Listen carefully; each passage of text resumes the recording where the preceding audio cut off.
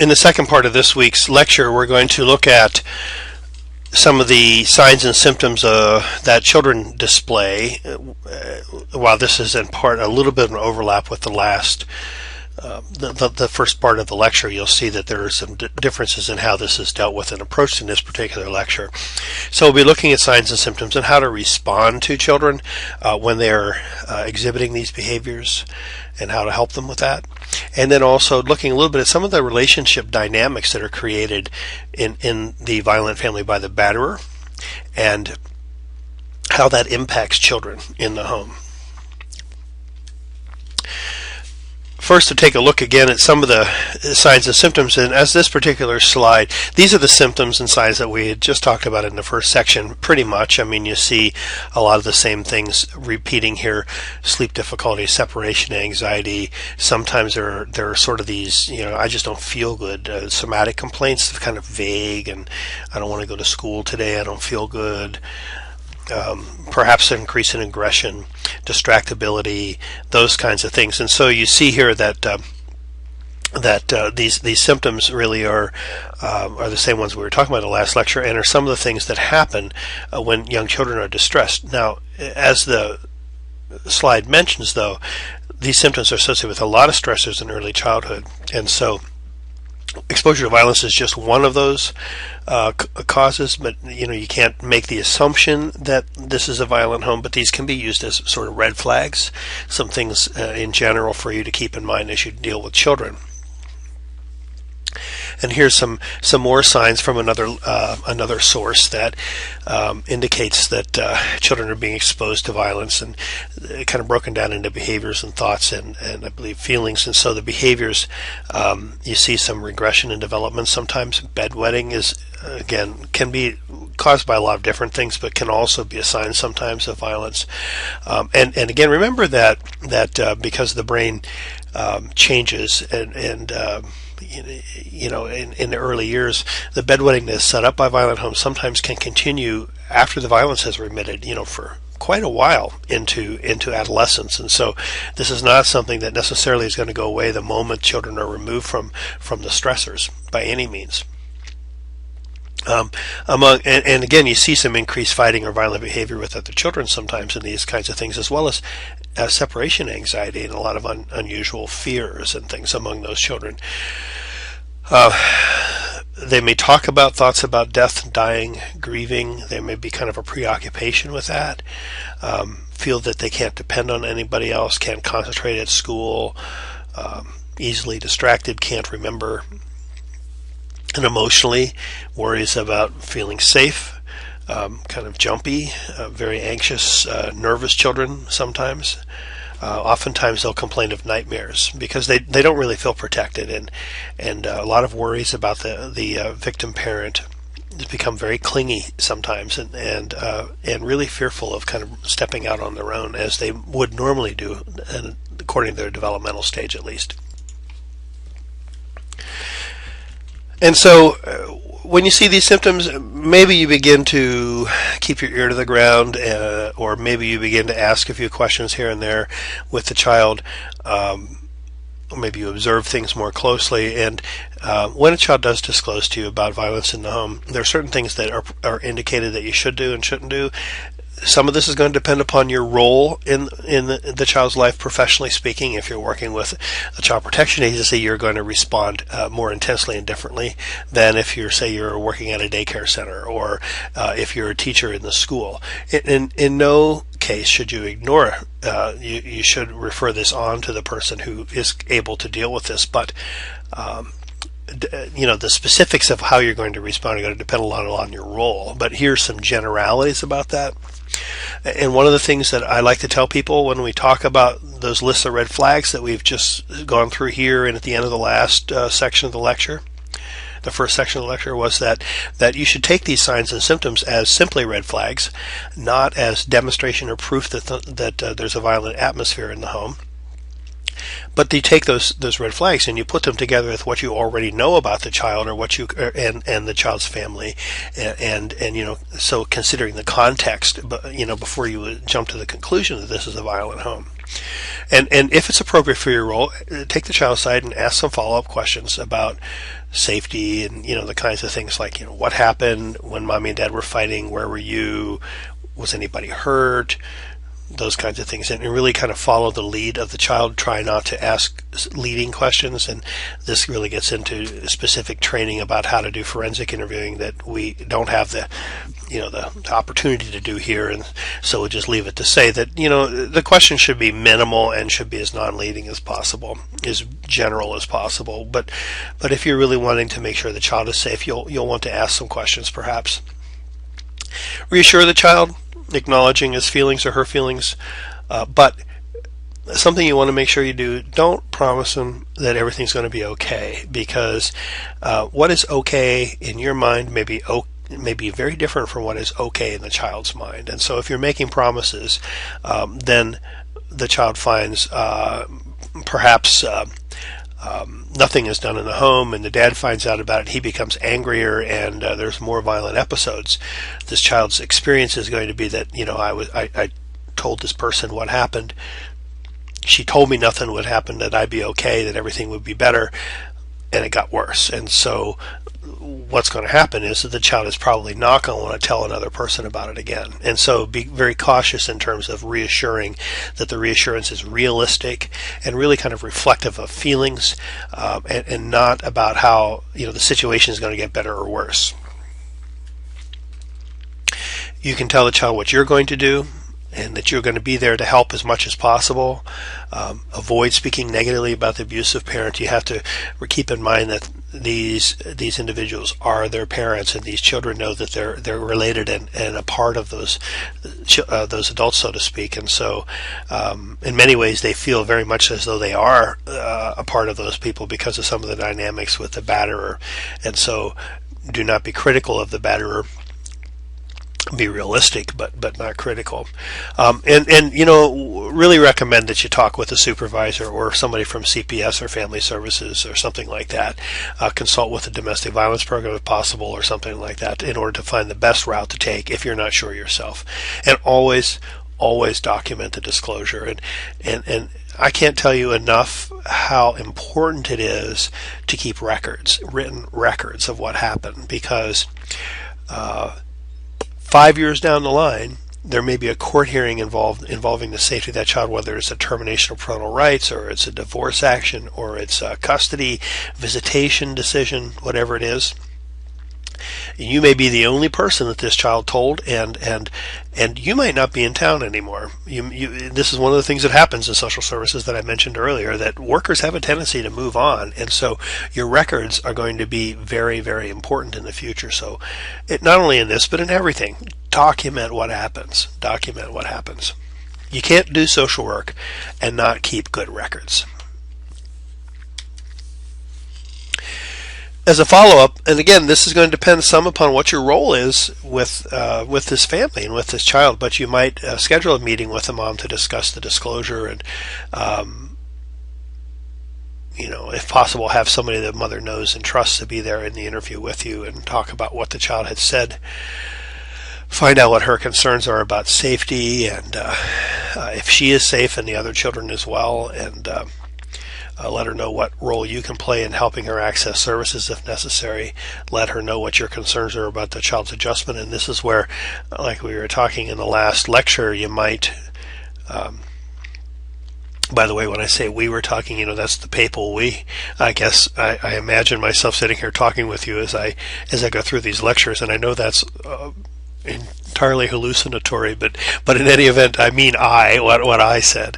But anyway, that list of things, kind of compare the normal to the to the more or less abnormal of living in a violent home and what happens, and kind of help her see how this is impacting the child's development as much as possible. And then if there's any report of injury, direct injury, or risk of injury to the child, you're mandated in all 50 states. Well, it depends on your role. In some states, everybody is mandated. In other states, it's individuals who work with children are mandated. Teachers, social workers, healthcare workers, those individuals certainly are mandated reporters. You have to let Child Protection know within 24 hours within the state. And you should advise the mother of that so that there's no surprise if a CPS worker turns up at her door. You'll notice again that this slide assumes that the parent who is victim is the mother, and again, you can revise and modify this as necessary if it is the other way around, but as we've talked about many times during this semester, this is almost always the case.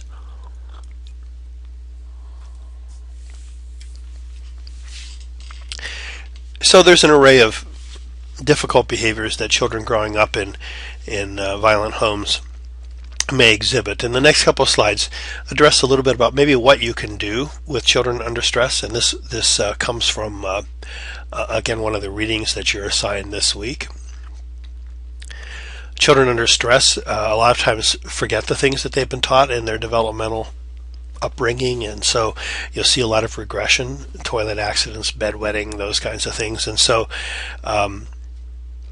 thumb sucking may reemerge, for instance, is one of the things, and we're talking about this can happen for a variety of different reasons, and so this can apply to any situation, but certainly in these situations when adults see this, kind of acknowledge and relate to the child at that developmental level, more or less.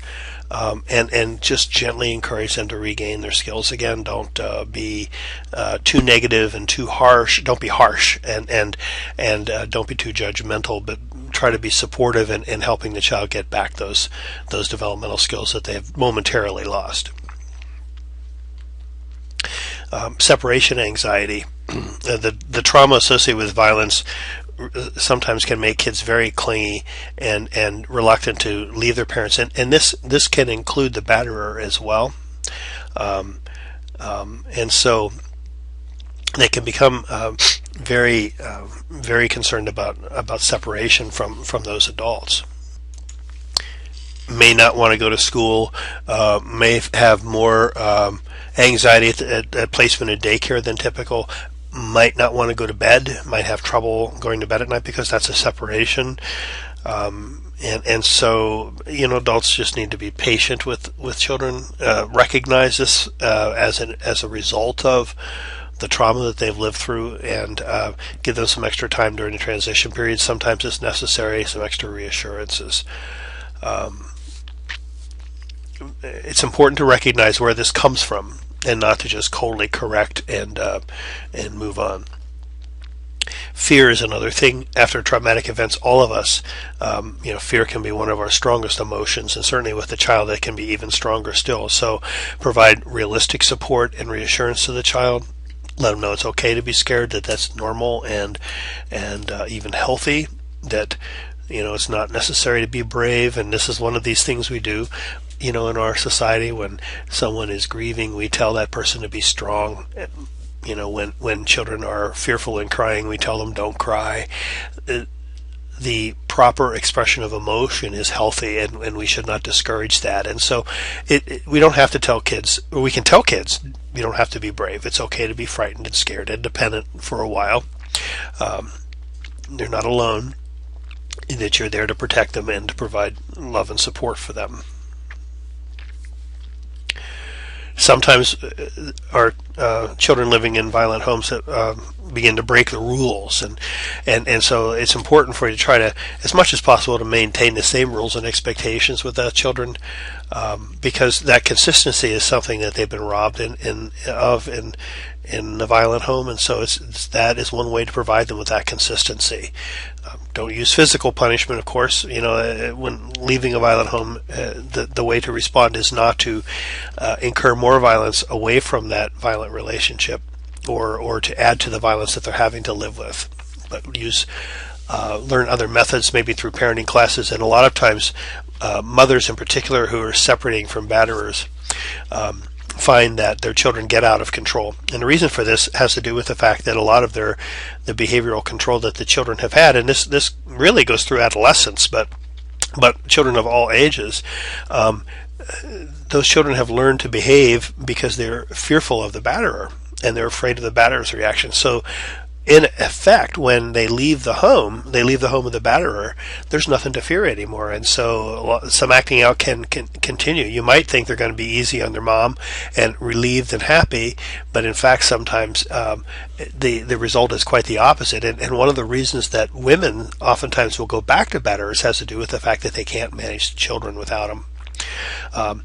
Anytime children are raised in an environment where their behavior is controlled by fear, the moment the source of that fear is no longer there, is not watching, the behavioral control, the regulation is no longer there. They don't learn self-regulation by managing their behaviors because they're afraid of a consequence. They learn self-regulation through internalizing and induction with authoritative kind of parenting, not authoritarian parenting. So in any event, off the track here, but when kids are breaking the rules, try to maintain consistency and expectations as far as the rules go.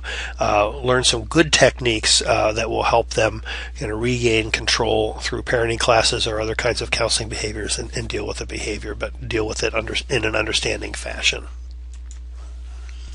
Anniversaries oftentimes stir up a lot of, they're causes for celebration if it's a happy event, but for negative events, anniversaries can stir up an awful lot of emotions, and just sometimes just, for instance, if something happens around Thanksgiving time, the nature of the holiday changes for that child, and in their memory, there's some association with violent behavior. Likewise, if it's associated with the onset of autumn, the end of the summer may stir children up and they begin to regress, or they act out and you're not really sure why. So it's worth keeping in mind when the significant event occurs, and understand that sometimes the kinds of regression or stress that the kids are seeing has to do with the fact that this is an anniversary of a violent event occurring. And if that seems to be the case, it's a good opportunity to talk about the fact that the feelings that child has still live there, that it's okay that they're there, and encourage them to talk about them, but also to kind of look at new feelings and thoughts. I knew a child who it had a very significant event, a trauma in his life when he was 8 or 9, and he was there when his father died. And it wasn't a violent death, but his father died in nearby, and he was the person who found his father's body. And throughout elementary school, when time came to write about something, he would write about this event, and it's clear that he was processing this event, sharing it with others so that they knew what he went through, because he wanted other people to understand him, but also because processing this event, I think writing about it helped him to move forward. It's one of those things that happens with victims of post-traumatic stress disorder, is that they often relive that event until they've got a grip on it, sort of psychologically speaking. And at one point, I think it was in maybe 6th grade, his teacher, who kind of saw this process going and knew what has been going on with the writing over the years, encouraged him to write about what's going on now, and write about the kinds of things that have happened since his dad died, and how we'll try to get his attention on the fact that he's moving on in his life, and that although his father is important, he's been able to stand on his own, so to speak, and to move on with his life, and to try to get his attention away from not necessarily saying the anniversary of the event isn't important, or that the trauma doesn't need to be dealt with, but that there are other things to put your attention on as well, and so that's another way to deal with that. Incidentally, I just want to mention, and nightmares kind of connects into this as well, that post-traumatic stress disorder is something we're really not talking about in this lecture at all. And a lot of the signs and symptoms that you're seeing throughout these 2 lectures this week really connect into something that could be diagnosed as PTSD. Whether the diagnosis itself is important, is certainly questionable. But if you're wondering why PTSD isn't mentioned, it just isn't mentioned by name very much in this particular segment. But this is really all about post-traumatic stress and what happens to kids. So just so you understand that. And nightmares is another one of those things that are common with children who are under stress. And we want to encourage parents, or if it's your child, to promote peaceful sleep, and so establish regular nap and bedtimes and try to hold to those routines. Make it very predictable for them. Let them know it's safe. If they need to have a light on, it's okay to have a light on. Have a special book read to them. Have a certain blanket, whatever the kinds of things may be necessary for that child to help him or her feel secure. Don't give the kid caffeine drinks or sugar and things like that, in the evenings before they go to sleep, and try to keep all that junk out of their system as well, so that they can fall asleep and stay asleep.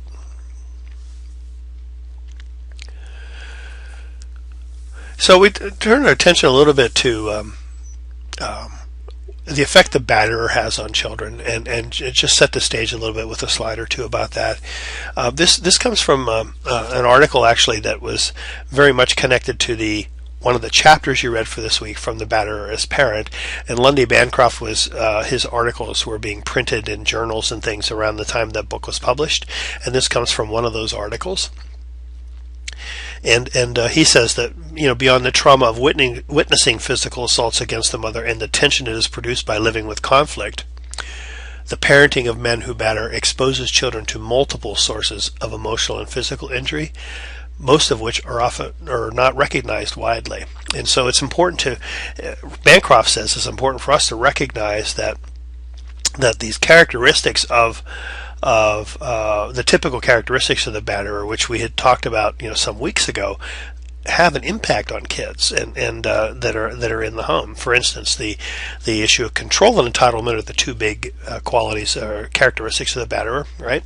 And the behavioral control is the behavior, and sometimes the batterer will actually manage how the other parent deals with the child, and so that the other parent isn't free to respond in a nurturing way or an understanding way to that child, but is directed by the batterer to be harsh herself and distant from the child, those kinds of things. And so that certainly can have an impact, because in a home where there is a violent parent, having a parent that is a nurturing parent is something that can help that child pull through those situations. And sometimes the control issues with the batterer will actually make it so that the other parent can't play that role. And the batterer probably knows what he's doing. Entitlement is the prototype attitude of the batterer, and this is the sense that that the world revolves around the batterer, he believes, and so he should have whatever he needs brought to him and given to him because he is who he is. And of course, in an environment like that, it's difficult for children who, and I think in a typical family, are not the sole focus of the resources of the family and the attention of the parents, but most families organize themselves around their children's needs. And parents will, when they make decisions kind of running it through the filter of how's this going to affect the children? How's this going to affect my kid before they do certain things? I mean, this is, I think, how most typical families and parents act. And so in an environment where the batterer has this sense of entitlement, the children, a lot of times their needs are irrelevant. They just can't get met because the father's needs really kind of overwhelm the actions of and focuses resources of the family.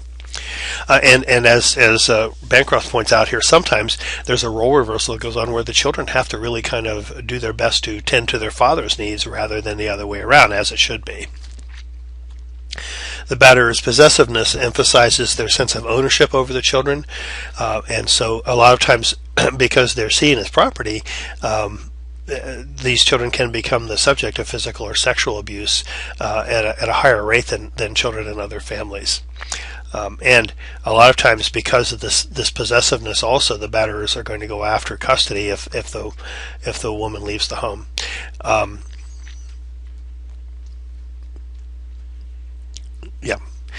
Manipulativeness. Children can learn this behavior from observing, just simply not being direct with people, but playing with them and employing people into doing things for you without being direct about it, threatening sometimes to get their way, those kinds of things. These are things they're observing and learning as they grow up.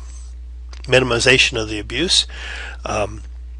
Children can learn to treat others in similar fashion just because they see their father treating their mother in a certain way, and and the father is convinced that it really doesn't hurt people that badly. So it's easy to understand how kids might develop those same kinds of behaviors. The denigration of the spouse, which is an important thing here to understand also in custody battles, is that children can pick up on this attitude and begin to look down on their mother. And so a lot of times when there's a custody battle that goes on, children sometimes opt to be with the batterer, and because the batterer's vision of the victim has been communicated to the children in such a way that the children see the victim as somebody who's ineffective and doesn't stand up for themselves and who has a lot of problems herself, and they don't want to be with the victim parent. They want to be with the batterer, who comes across as the strong person and the one in control and the one who's got the world by the tail. This is a very important dynamic, and when considering the impact of domestic violence on children, this is one of those key elements when you're looking at custody that needs to be understood, is that sometimes children's choices about where they want to be is influenced by the experience that they've lived for years, the kinds of examples they've been given, and the attitudes that have been displayed in front of them by the batterer. Very, very important key piece.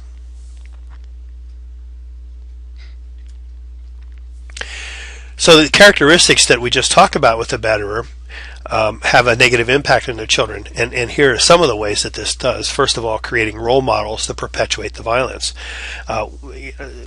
Study after study for years and decades have shown us that boys who are exposed to intimate partner violence, in particular boys, show elevated risks of battering as adolescents or adults. Young boys in particular learn this behavior from their adult male role models more than any other group, and so that's a key thing to understand, that as little boys in particular observe domestic violence, they're being trained to be abusers themselves. Girls, on the other hand, and again, this is a generalization, you understand that, but girls who observe domestic violence oftentimes will show increased difficulty in escaping partner abuse themselves in their own adult relationships later on. Again, the kind of model that the parent displays is sort of what the child learns. Undermining the mother's authority, and this kind of ties into that last item on the last list, about denigrating the mother in front of the children. Domestic violence destroys maternal authority because children begin to see their mothers as ineffective and ineffectual, and not somebody they have to reckon with. They're most concerned about the batterer, and they listen to that batterer, and in order to avoid further harm themselves. But the mother becomes almost, in many situations, the mother can become kind of almost an afterthought in terms of their deciding who they need to listen to. Sometimes children also begin to display violence towards their own mothers as well, as based upon the model that's been given to them. They are disobedient at times because of that, and they just don't feel that their moms are reliable. The batterer retaliates against the mother for efforts to protect the child sometimes, and so then the children are indeed left without protection at times. If the mother intervenes to protect the child, the batterer may punish the child even more harshly, and so the mom learns to stop intervening on her children's behalf, and this is one of the things that can lead to that sense of the children that the mother isn't there for them, isn't there to help them. And again, something that's significant in my own field in child protection, CPS workers need to keep in mind that this is one of these situations where the people in the field refer to this as the victim parent failing to protect the child from exposure to abuse. It's important for us to ask, what happens when you intervene on behalf of your kids? What happens if you step in to protect your kids from this exposure? The battering, of course, sows divisions with the family, within the family, and sometimes develops a special relationship. Usually it's with the boy, but with one particular child that will side with the batterer, and can in the child's mind begin to build this sense of superiority over females, which can have devastating effects in terms of his capacity to be a good partner in adult relationships himself. Sometimes the batterers will feed family tensions deliberately, which really can lead to all sorts of conflicts among other people in the family, not only the mother and the children, but also among siblings, those kinds of things. And so the battering not only has that fear-producing thing, but also has this impact of oftentimes of destroying the interconnections within the family, because the batterer doesn't want people connecting with each other because it's easier then to stand up to him. Typical kind of divide and conquer. The batterer also has a way of using the children as weapons against the mother, and really in all stages of this. And so might destroy the children's belongings, or threaten the pets, or get rid of pets, or harm the pets in response to something that the parent does or the other parent does or doesn't do. May punish the mother, by doing that. Might require kids to monitor and report on their mother during a separation period in particular, or if the batterer is away at work. What did mommy do today? Really kind of puts the kids in an inappropriate and very, very difficult spot. After separation, batterers will threaten to kidnap and to win custody of the children if she attempts to leave. And here in particular, unsupervised visitation after separation, after the restraining order is in place between the batterer and the parent, he may still have access to his children in supervised visits. But if there's unsupervised visits that aren't monitored closely, the batterer can continue to abuse the mother through the child. And this is not only harming the mother, this is terribly damaging to the child and to the child's relationship with the other parent as well.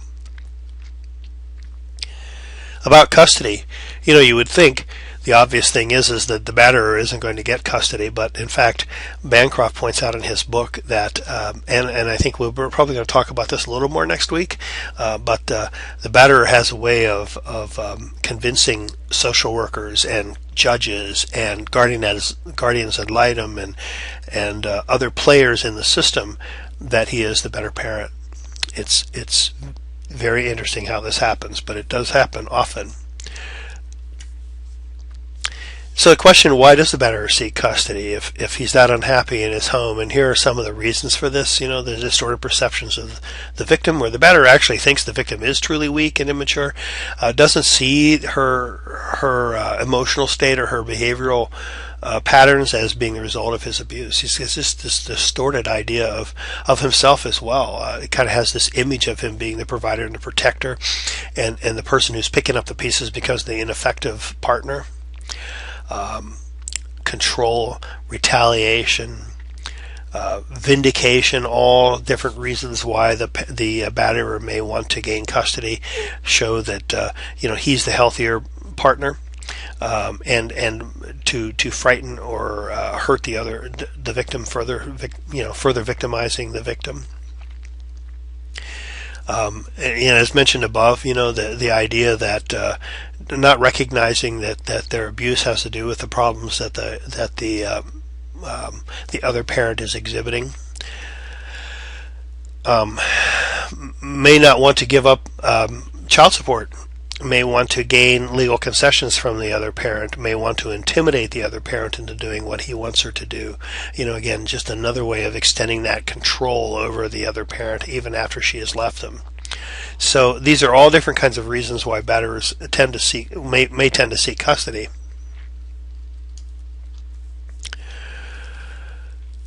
And so let's assume that in the batterer that the violent atmosphere has resolved itself.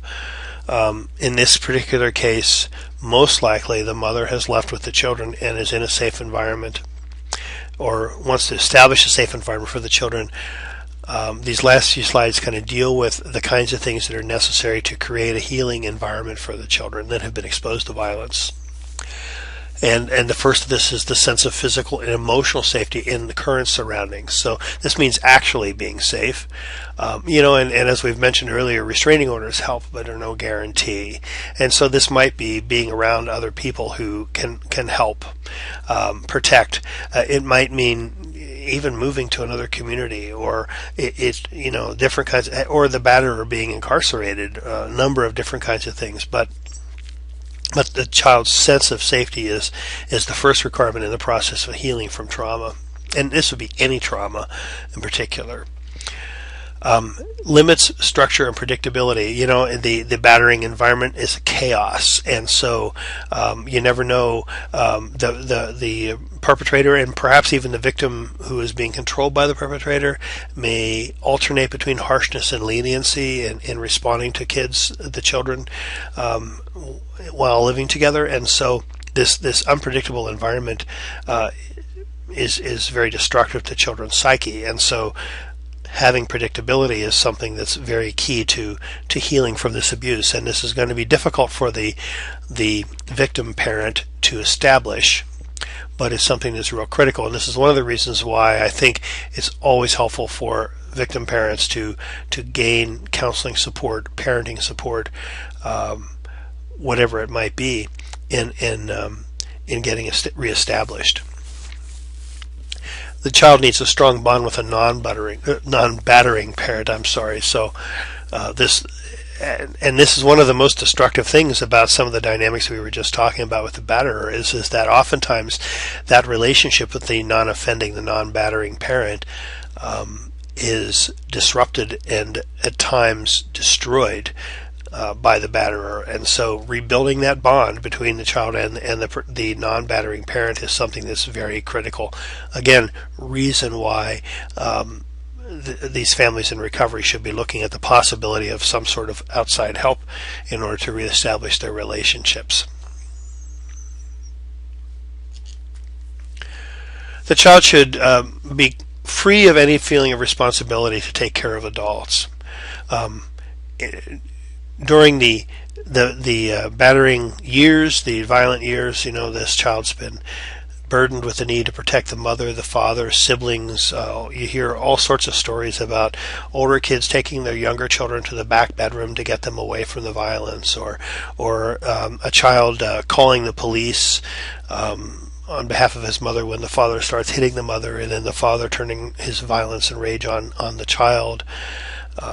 Those kinds of things. And there's a couple of things that can be done. And one of the things is children should be removed from the discussion about the relationship between the mother and the father. And this is a mistake that oftentimes the victim parents will make because of the fact that the children have become something of a protector or a caregiver to the parents because of the upended nature of the relationships in these families. Mothers sometimes in particular come to confide in, especially the older children in the family, and they pull the children into an awareness of things between mother and father that are developmentally inappropriate, and also something that they can do nothing about, and so that makes them feel ineffective and angry themselves. And so one of the things we want to do is get the children out of the middle of the discussion about what's going on in the adult lives. Now, that doesn't mean to say total blackout of information, but the information shared with them should be appropriate to the developmental stage of the child. And finally, and also I think in this area, to get a sense that the parents and the siblings are healing from emotional injuries, that they know that this is going on with other people as well. Contact with the battering parent. Now, this is kind of an interesting thing that is recommended that the children, this will depend upon the situation and the particular child and what the child wants, but a lot of times kids want to have contact with the batterer and to know that he's okay after the separation. They may want to just share the little daily things that are going on in their lives with them, but it's critical that well, first of all, that the mother-child relationship is strengthening during this process, that bond is being strengthened so that that's not going to be threatened by contact with the batterer further. And secondly, it should be done with adequate protection for the child's emotional and physical safety. And that may mean supervised visitation for quite some time, supervised contact. And again, I wouldn't recommend that every child be forced into contact with a battering parent. It's certainly not an unsupervised situation, so something we have to be very, very careful about. But keep in mind that sometimes kids do want to maintain contact. This is their father, as bad as it has been, and they know they share many things. And finally, a strong bond with siblings.